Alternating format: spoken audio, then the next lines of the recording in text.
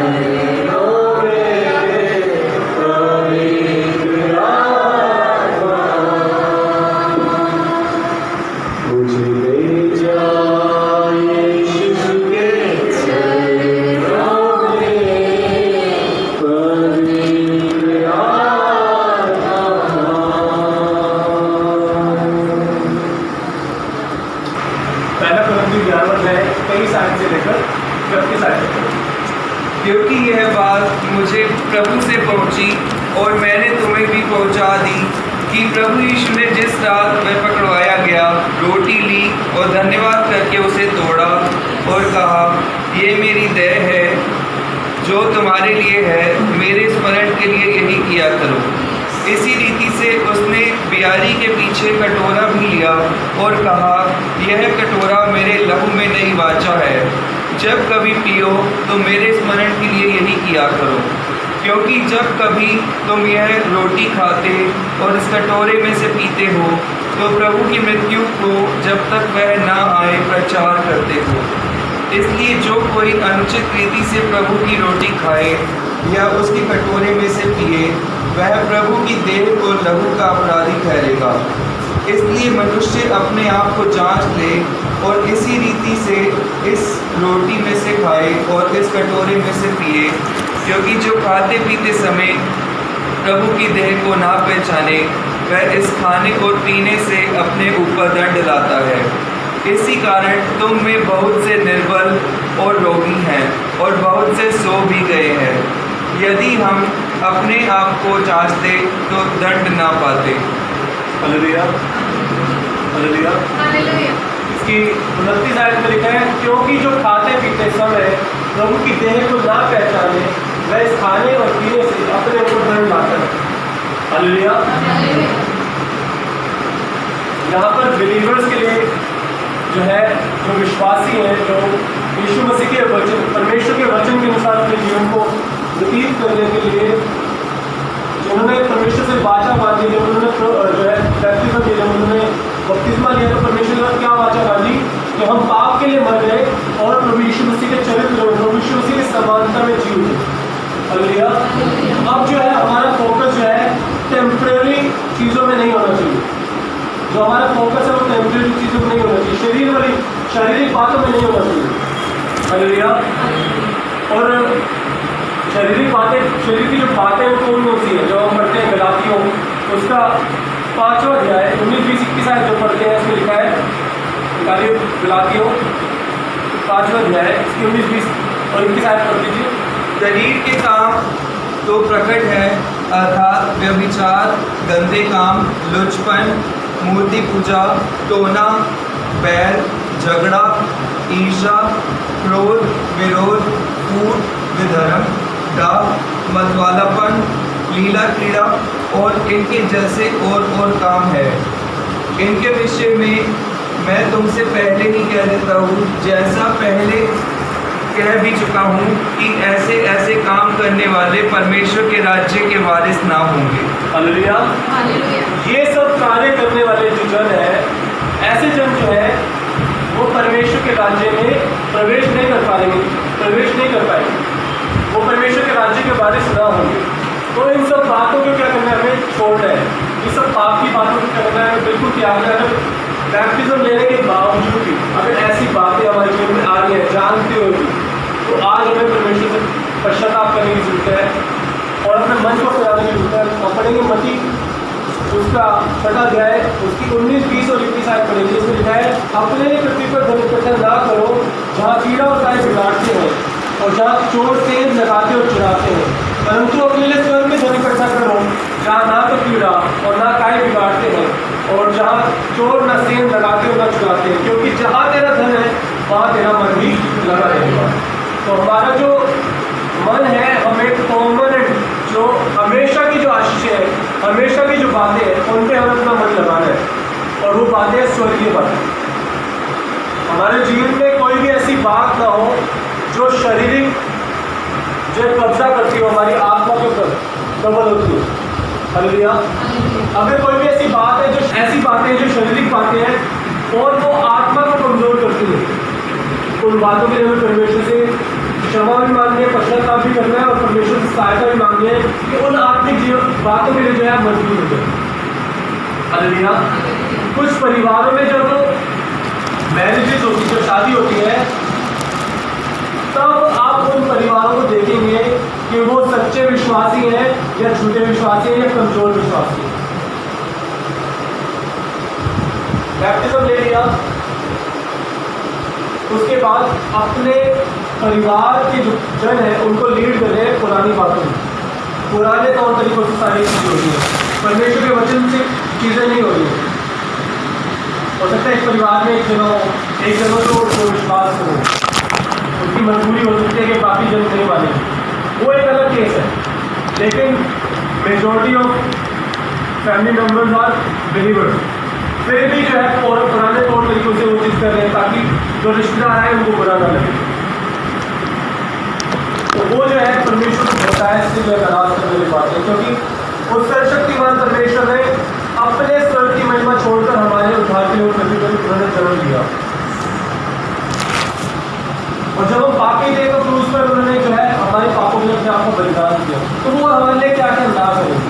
वो सबसे इम्पोर्टेंट बात उन्होंने हमारे लिए कर दी कि हमें उद्धार प्रोवाइड कर दिया, हमें सैल्वेशन उन्होंने दे दिया। और वो क्या क्या ना करेंगे। और यहाँ पे लिखा है कि अपने पृथ्वी पर धन इकट्ठा ना करो।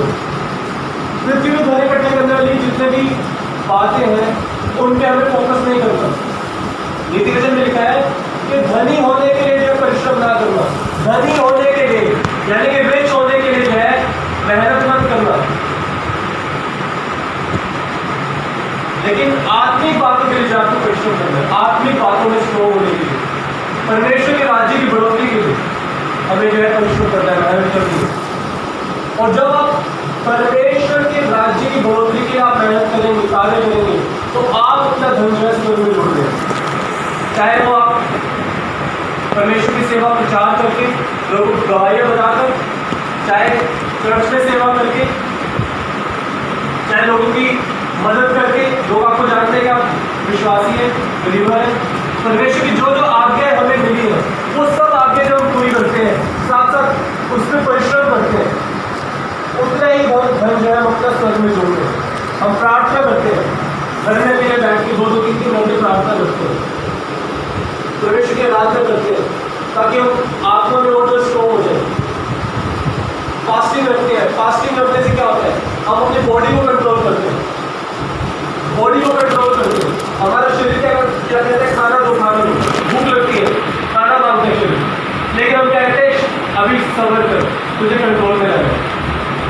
हम अपने शरीर को क्या करते हैं, कंट्रोल में करने के लिए फास्ट रखते हैं ताकि हम परमेश्वर की बातों को मजबूत कर पाए, परमेश्वर की बातों को ग्रहण कर पाए। इसमें लिखा है 20 में, परंतु अपने लिए स्वर्ग में धन इकट्ठा करो जहाँ ना तो कीड़ा और ना काई बिगाड़ते हैं और जहाँ चोर का सेंध लगाते और न चुराते, क्योंकि जहाँ तेरा धन है वहाँ तेरा मन भी लगा रहेगा। मान लीजिए कि आपने पृथ्वी में बहुत सारे लोगों को जो है रुपये की जो है दौलत आपने इकट्ठी कर ली और आपको टेंशन है कहाँ से पेमेंट आनी है, कहाँ से पेमेंट दी है, वहाँ से नहीं। वो टेंशन में क्या होगा, आप अपना टाइम वेस्ट करोगे। ये जो हमारी जो लाइफ है, ये जो शरीर है 70 या 80 वर्ष के लिए परमेश्वर ने इस पृथ्वी के लिए दिया है ताकि हम परमेश्वर की महिमा करें, इस शरीर से, अपने शरीर, प्राण और आत्मा से परमेश्वर की महिमा करें। इसीलिए परमेश्वर ने हमें ये शरीर दिया है। बहुत सारे लोग नहीं जानते इस बात को, वो आपका काम है उनको बताना कि परमेश्वर की महिमा के लिए जीवन मिला है। परमानेंट लाइफ नहीं है जीवन। कोई भी ऐसा सोच रहा है कि हम हमेशा के लिए इस पृथ्वी पे रहने वाले हैं, तो वो अपने आप को धोखा दे रहे हैं।